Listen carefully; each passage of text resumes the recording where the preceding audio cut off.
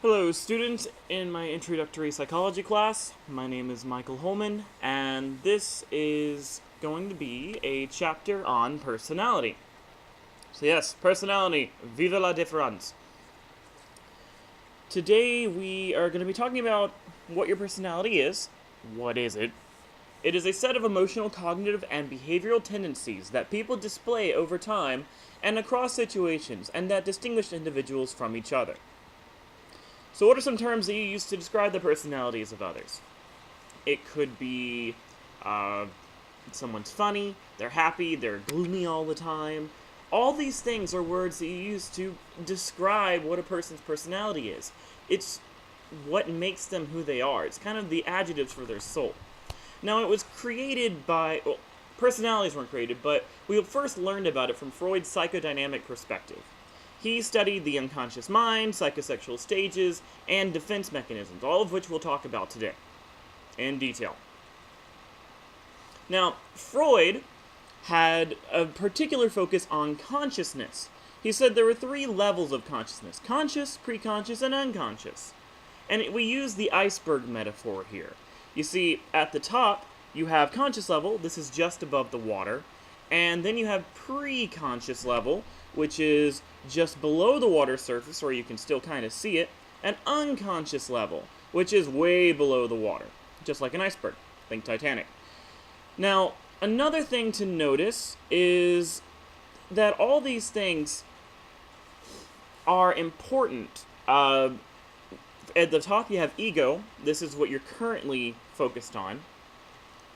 And then in the preconscious area, you have your superego. Notice that your superego can go from unconscious to preconscious pretty easily. Notice the lines. There's also unconscious at the bottom. And here is where you'll find the id. Now, we're going to talk about the id, the ego, and the superego in a lot of detail in just a second. But just know that when I say consciousness, I mean what you are currently able to experience. I think I've talked about that before already. Conscious is what you're capable of right now, what you're cognizant of. Preconscious is your memories, things you can bring to the surface. And unconscious is, well, what you're not conscious of. So those are the big differences between the 3 levels of consciousness. Freud focused on the unconscious. He believed a lot of the things that we did were simply because of our unconscious desires. They were leaking out. We were locking them in our unconscious for one reason or another through our defense mechanisms. And so Freud would try to bring out things about your unconscious. That's why you always hear the famous story of Freud having a client and saying, "Tell me about your mother." He was trying to pull out your unconscious. Now, within the unconscious, we have the id. The id is present at birth and home to sexual and aggressive drives, governed by the pleasure principle. We'll talk more about that in a second. Homer Simpson is perfect for the id. It's just, if it feels good, do it. The superego, on the other hand, is the exact opposite. It's at the preconscious and unconscious levels. It develops in childhood. It's home to morality and conscience. So what you think of as your conscience is your superego. And it's also what you believe yourself to be, the ideal version of yourself. The ego is, well, your conscious, preconscious, and unconscious levels is everywhere. It develops in childhood, before the superego, and acts as a referee between the id and the superego. It's governed by the reality principle. It's like, okay, I know you want to be moral and you want to be dirty, but how can we make this work with the settings that we're given? Now, here is where I would like for you to pause the video and take a look in the additional materials section and look at the video that I have for you under id, ego, and superego. Now, okay, welcome back. You'll notice that Freud says personality has 3 parts. The id, which is where all of those fun things are. The ego, which is where you just kind of figure out what things are called, and how to make life work for you. And then you have the superego, which is where your conscience is. The id is extremely selfish. It does what it wants, when it wants, and it wants it right now. Babies are nothing but a giant ball of id. And your ego is what happens when you try to make that work. So the baby is the selfish beast, the id is the selfish beast, the ego is the executive trying to keep the conscience and the selfish beast happy.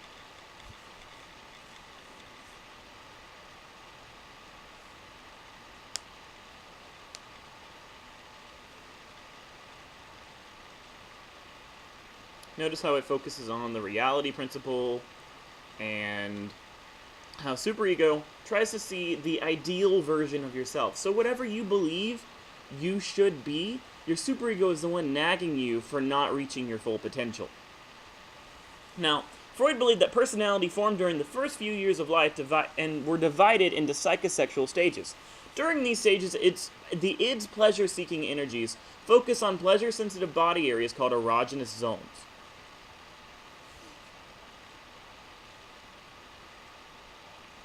We must pass through psychosexual stages successfully to develop healthily. Each stage focuses on how we receive pleasure. Failure to pass through a stage leads to fixation. In times of stress, we regress to that stage.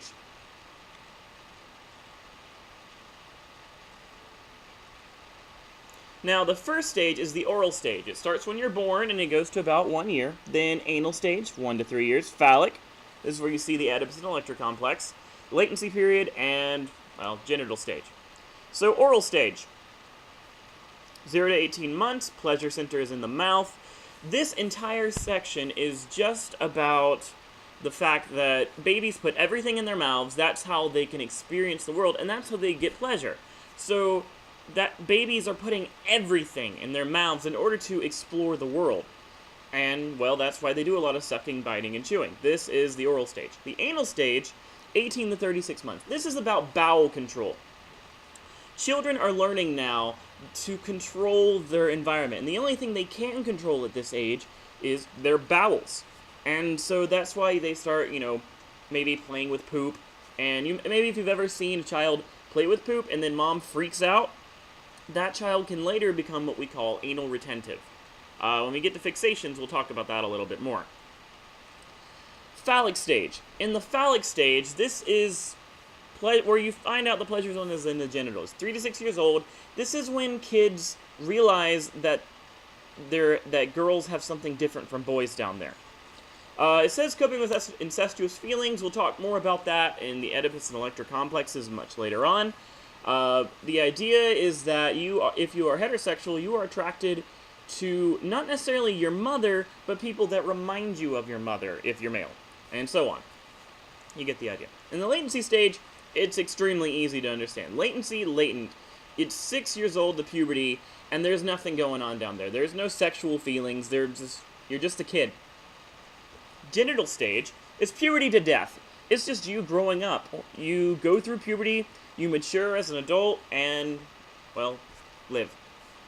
Now, fixation is a lingering focus on pleasure-seeking energies at an earlier psychosexual stage. So, if we were to say that a person was in the anal stage and they were caught playing with their poop, and mom scolds them severely for playing with their poop, they would be anal retentive. And that means that later they become very focused on being clean, because you can't be dirty, you can't be clean. At the same time, there's also anal expulsive, where mom doesn't give a crap that the kid was playing with poop. And, well, so they become very dirty. Now, Oedipus Complex is described as the boy's sexual desire for his mother, feelings of jealousy and hatred for the rival father.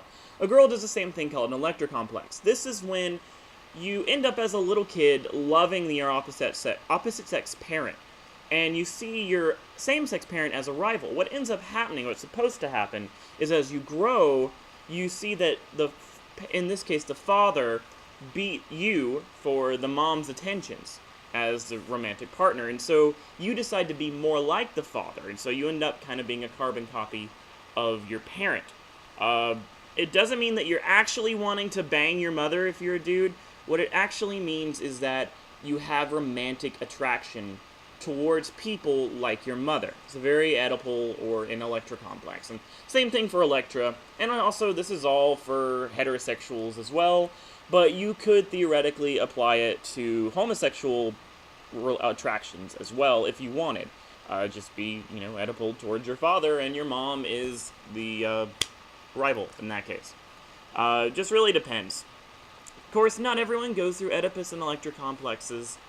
This is just a bit of an explanation for why some children tend to grow up and marry. In cases of a lot of women, they end up marrying a man just like their dad. Freud would call that an Electra complex.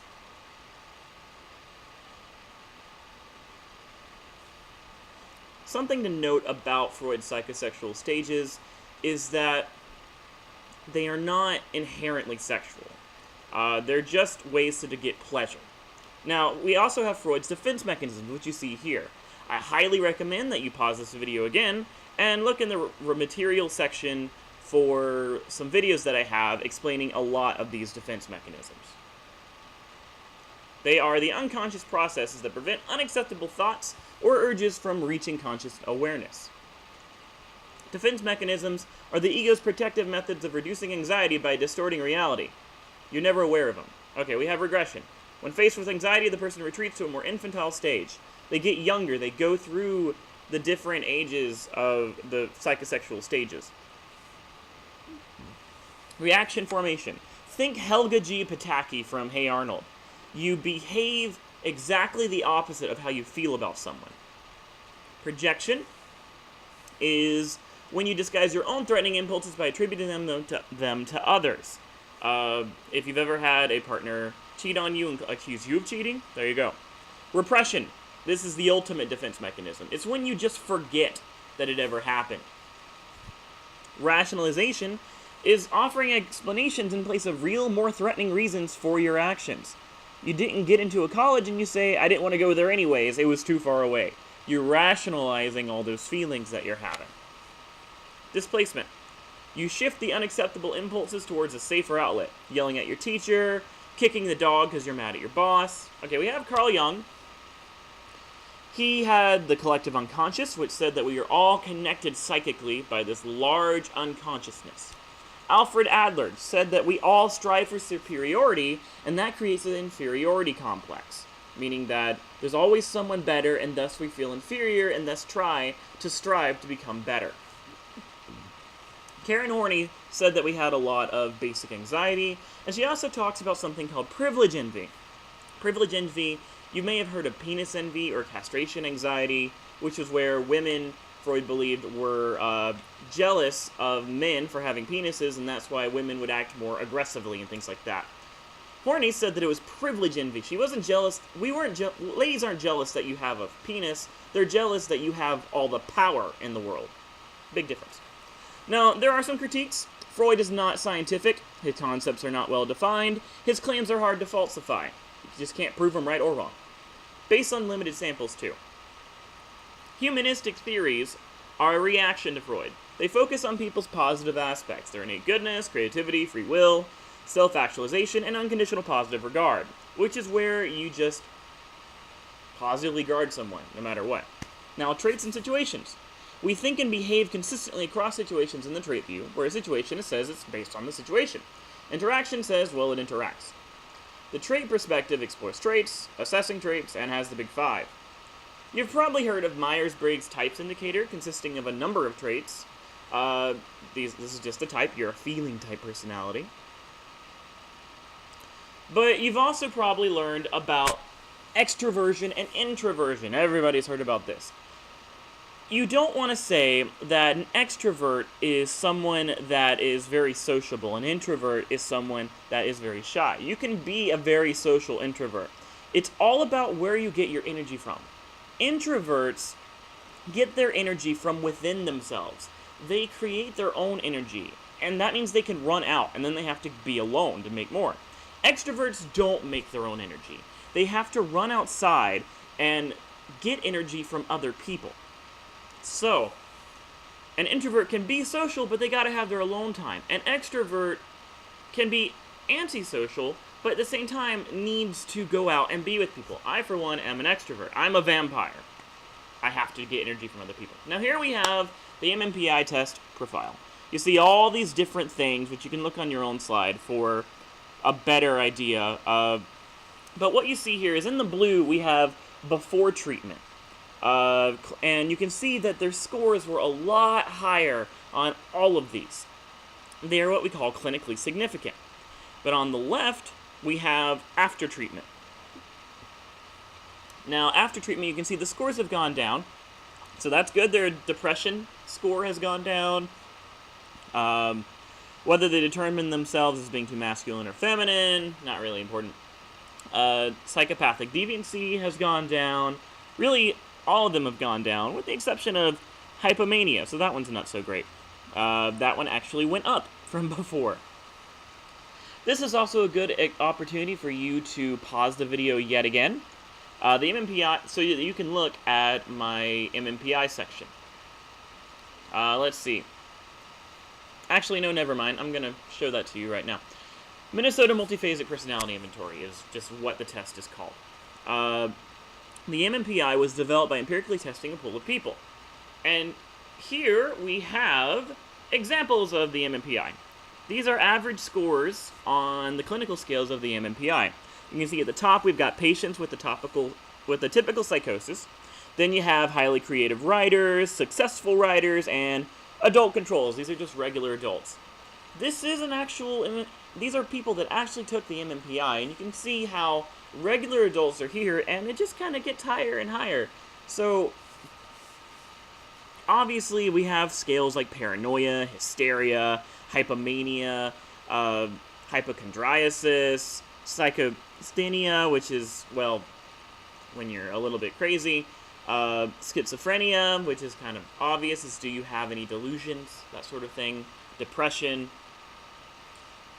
And here we have another MMPI. Now this one's important because if you look on the left here, those three little dots, this is how we can tell whether someone is lying or not.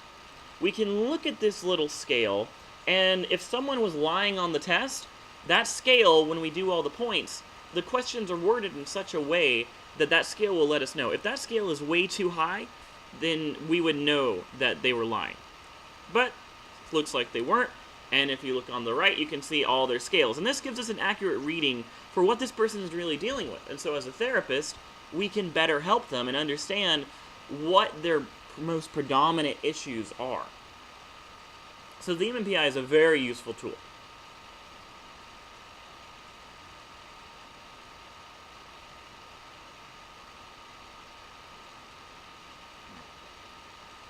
Give me just a second here while I get this thing working.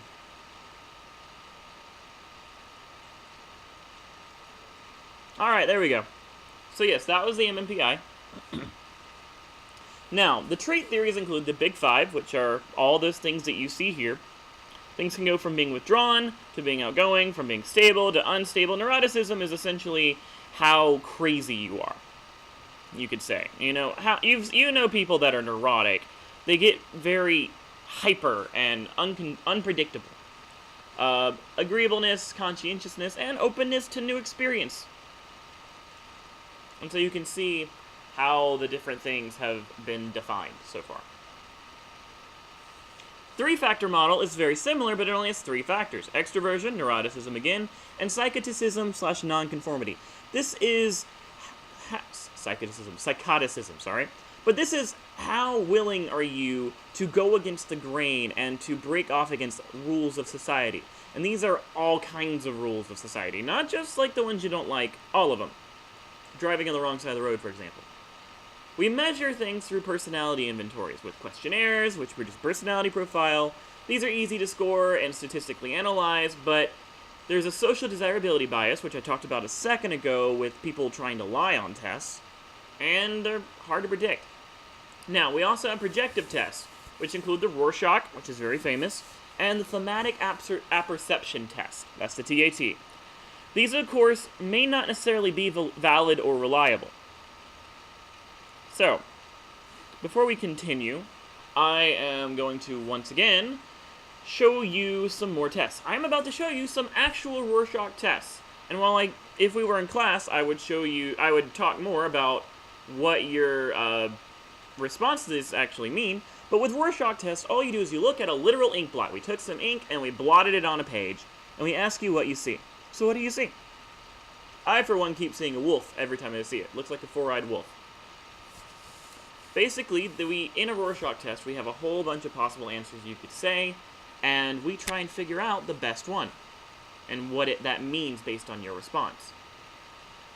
So, then you have here, what do you see? It's another ink blot. I always see two gnomes playing patty cake, personally. And we have here, now this one's interesting because if you look at this and you see two men with bow ties or anything like that, back in the day when homosexuality was still considered deviant behavior, then this was used to say that a person was homosexual. If they saw two men, they were considered a gay male, because you can see they say you had erect penises and all sorts of stuff. Not really the most relevant thing. So a TAT test would just show you an image and ask you to make up a story that has a beginning, middle, and end. And then answer all of these questions. What's happening, who are the people, and so on. So look at these tests. Or look at these images, I should say. What kind of story do you immediately start thinking about? It has to have a beginning, a middle, and an end. Who are the people? What's happening? What are they thinking about? How will this story end? Based on your results, or what you answer really, we can get an idea of what you're thinking. And yes, these are actual images from a TAT test. So, what do you see when you look at these things? This is yet another one. This one usually creeps people out. It's a very creepy little boy. I always look at him and think Voldemort.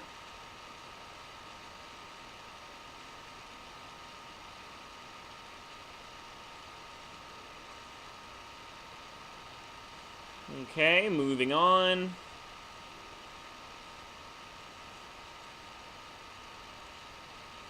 So, temperament is the inclination to engage in a certain style of thinking, feeling, or behaving.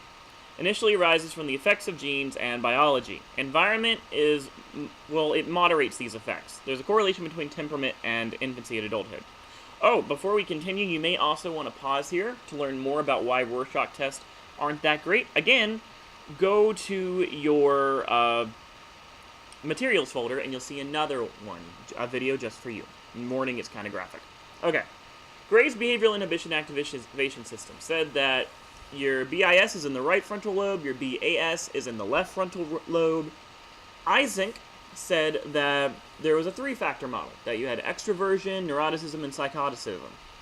Cloninger's theory said that there was reward-dependent, harm avoidance, novelty-seeking persistence. Zuckerman has all those things here. And this is just a little thing that when you look at it, it shows all the different levels. You can see how Zuckerman had 5 things, and it just got kind of shorter. It's a great way to help you study and learn. So look at that slide a lot if you can. And there you would see what BIS and BAS stand for. Heritability. Okay. Behavioral genetics. Twin and adoption studies have shown us that personalities amongst identical twins are very similar. Heritability of specific behaviors. 0.5 for work and leisure interests, meaning they have a 0.5 similarity. 0.44 to 0.8 for happiness. So, family environment plays a huge role in your personality, is what we're learning. Genetics help a little bit, but in this case, your personality is more influenced by your environment, where you live. You can see here that among all the different theories for why you have personalities in psychology, there are a lot of similarities. Look at the ones that are highest, that have a lot of heritability. There's openness, according to the Big Five, and in social attitudes, we see right-wing authoritarianism and conservatism also have a lot to do with, heritability of being around your family. You inherited a lot of these personality traits from your family. Something to think about. Now, there are also learning and cognitive elements of personality. You can be conditioned or social learned, so you learn from watching others how to have that personality thing. Expectancies, locus of control. Pause this, find out your locus of control. Same place as all the other stuff. And it also affects your self-efficacy or your self-esteem. That's what self-efficacy means. So these are all things that you learned from your environment, and they affected how you have a personality.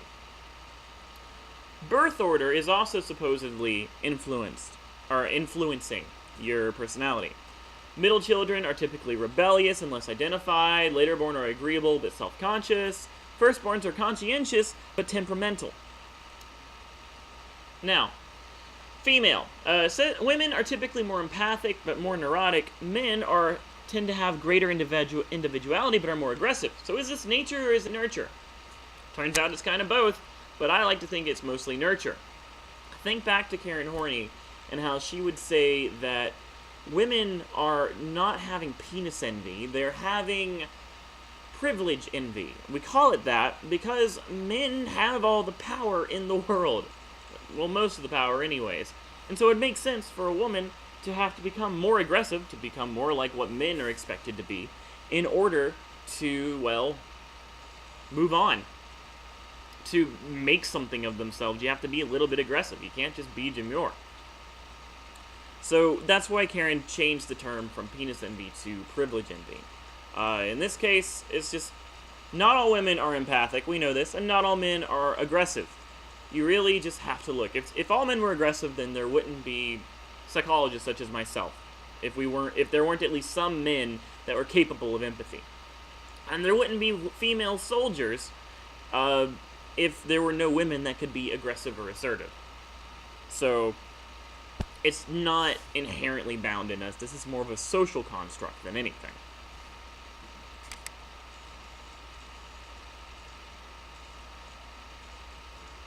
Gonna move on in just a second.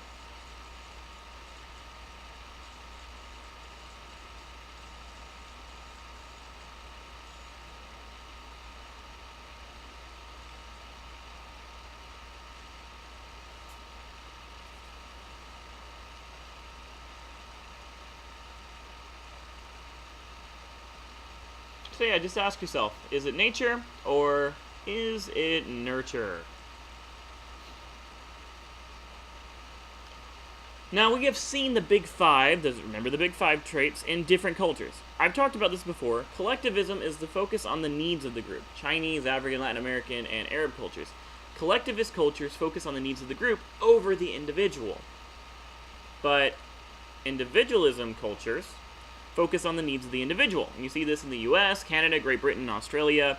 They focus more on the individual. Neither one is better than the other. It's just in a collectivist culture, you focus on how you're going to impact your family and your nation, your culture. Individuals are more concerned with themselves.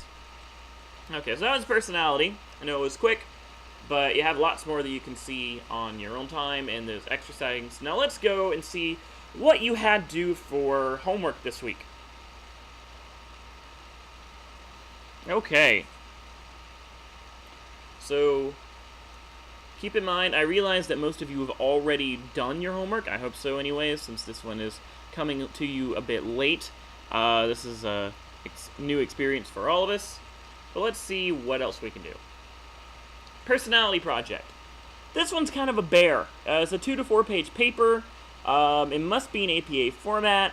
Find a recent article describing a real-world current issue event that involves at least one psychological concept, topic, or theory covered in this course. It's got to come from one of those sources.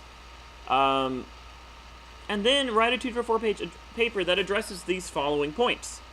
Just make sure to do everything that it asks in here. This is a pretty big one. It counts a lot. It's a paper, after all. And I have here a lot of helpful sites that can maybe help you to find different kinds of issues. Just show me what you got. Defense mechanisms. Okay. Now, I know that it says ask students the following questions. Obviously, there's no students to ask. Just ignore that. Just answer the rest of these questions. So, you have 6 questions. Answer them. It's really that simple.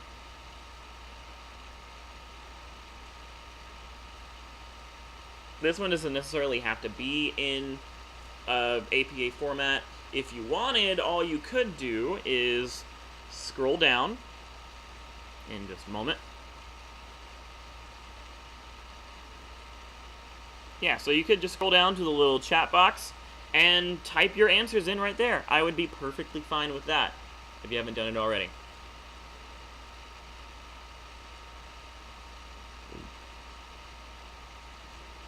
Next, we have a writing assignment. And you all know what this means. That's right, it's another fun discussion post. Now, I know you guys probably hate these things, but for me, they're wonderful. So, again, as per usual, your initial post should be 300 words minimum with 2 citations, and your response to 2 classmates should be 150 each. with 2 citations in each of them. Those can be the same 2 citations from your initial forum post. You guys are used to this by now, I shouldn't have to explain it. So just answer the question, describe them, and then respond to someone else. And that's it. You just also have a quiz, and hopefully you guys will get all of this done. Since it's so late in the week, I really hope you've already started.